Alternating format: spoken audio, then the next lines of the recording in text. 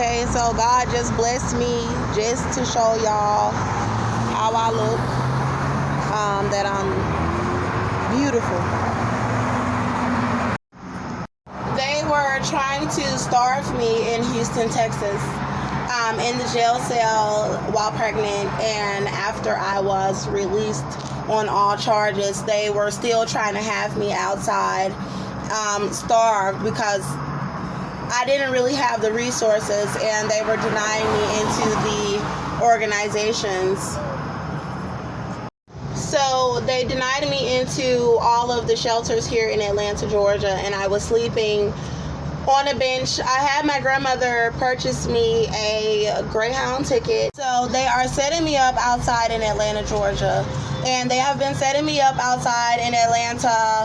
They have been setting me up in Atlanta, Georgia, outside since February 2021. I came to the shelter 2 years pregnant, and some months probably pregnant with the baby from the jail cell. So when I got here to Atlanta, they already had their agenda. Austin got out of prison attacking us, and I even ran from my home for help before I had to hurt him. He continued to attack us. And so they locked me in the cell and tried to murder me and the baby in my body.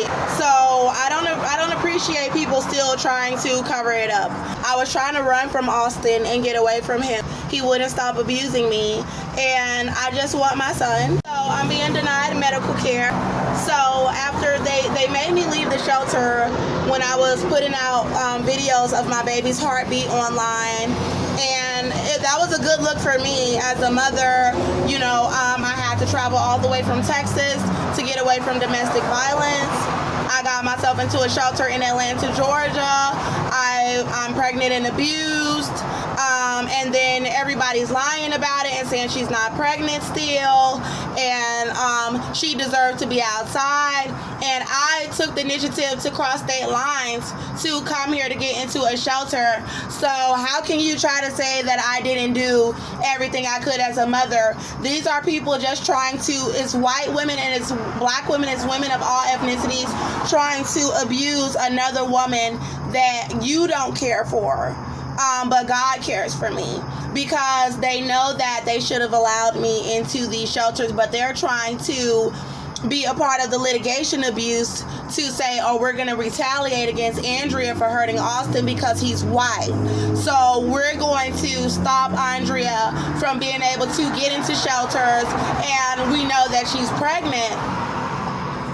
And so people were trying to harm the baby out here. They were trying to harm it, and they're trying to do it for Austin, and they have people in Texas ready to lie on his team and say that it's a tumor, but it's not dead. So they're leaving me outside month after month, hoping that it will die, and then that they can discredit me as a mother to my son, because I want my baby boy, and they've drugged this out for so long. They've been abusing me since I was released from the jail, the entire time, leaving me outside in Houston, and then leaving me outside in Atlanta, abusing me. And the police have been involved as well. They've been doing it as well. The organizations that are supposed to help women, they have been abusing me. And the organizations, I don't want to cry, oh my God, the organizations that are supposed to give women medical care for their pregnancies, they have been abusing me. And so I'm outside, and the only choice that they're trying to leave me with is to go with men. I was going to apply for a job, and a male stole my identification here in Atlanta. He stole my wallet, and it was for the agenda of not allowing me to really get a job, because then I would not have to depend on the shelter. The women in the shelter were saying they were trying to help me get a job, but as soon as I agreed to meet with the employment specialist, she staged for me to be out of the shelter. So it was like if I didn't agree to go through her employment specialist, she was going to try to make it seem like, oh, Andrea doesn't want to do anything for herself. She doesn't want to work, just like out of jealousy. And then so I agreed to meet with her employment specialist so they couldn't say that I didn't want to do anything for my son. And then she staged to have me put out of the shelter. And all of the other shelters were saying that they were full and they were closed. So I was in Buckhead trying to stay away from the riff-raff areas, and they had the whites in Buckhead harassing me because I hurt a white male in self-defense. And they had blacks trying to harm me. They had police trying to harm me, and I wasn't doing anything but putting out evidence about my pregnancy and about my son, that Austin was abusing me and that they have been abusing me since I was released from the jail. And so I came back here. I'm on the east side of Georgia, and they are literally just trying to paint me out to be a bum on the streets. And they have a black male coming up to me right now because I'm giving the information about what's going on. Everybody in the country knows what is going on. So they're trying to set me up as a bum on the streets. And they have all of the black people in America trying to set me up as a bum on the streets. So I'm going to leave the pictures up on my channel of me and my son in our home, and you can clearly see that I'm not a bum. Austin was actually more of a bum. He was shooting methamphetamine, and I took him inside. That's how we met. He was sleeping at the park on a bench. I was in a home. So having him come into my life has been hell for me, because the only friends that I really had were pretty well-rounded, and allowing someone into my life that was shooting needles and abusing me has caused my life to completely go downhill, including my little boy, and I'm pregnant as well. So this little baby inside of me is suffering because of that, because methamphetamine and crack is a very serious drug, and he was abusing alcohol, and it was causing him to become very violent with us in the home. And so I was trying to get him not to drink, but he just continued to do it. And so they have these shelters trying to set me up like I'm either not pregnant, or they're trying to set me up like a bum on the streets. So the Salvation Army was trying to set me up like a bum on the streets for the whites and the blacks who are trying to do that. They're trying to be racist and take the white man's side because he was hurt. And people don't hear that many stories of a black woman protecting herself from a young white male. I never expected to have to do it. But when he started being abusive with my son, I just snapped.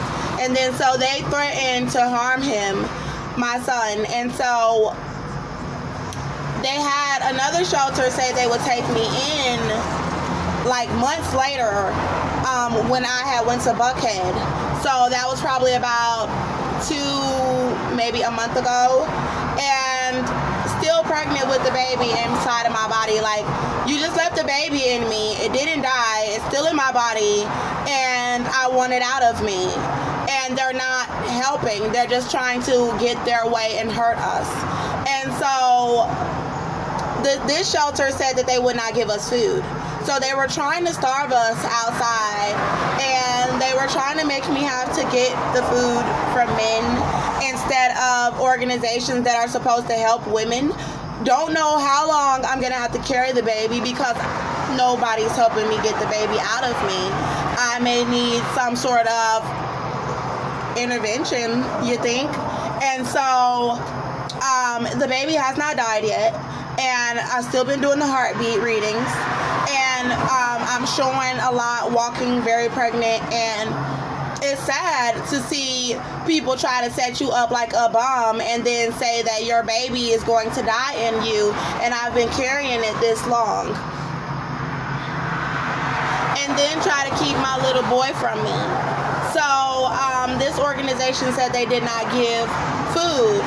And the woman that brought me there said she could not help me with food. So in that area, they were going to try to set me up to where I would have to leave the facility hungry every day and walk around and hope that a man can buy me a meal. So it would still set me up like I was a prostitute on the streets, because they don't want to give me back my little boy alive. They threatened him. So if he's alive, you have to return him. But they don't want to do that, because if I could have went with family or friends and they would have allowed me to have somewhere stable with them while I'm working, then they would have had to return my son. So having me outside and then having all these different people approaching me with all these different lifestyles and all these different organizations, hospitals, police, people trying to abuse me outside, then you can paint it out as if she can never get her son back. You can say, oh, Andrea's a prostitute. Andrea's a drug addict. Andrea is broke. She's a bum. And that's not what it is. You're abusing me. And they sabotaged my job. They're doing everything they can to try to keep from giving back my little boy and to stop from giving me medical care.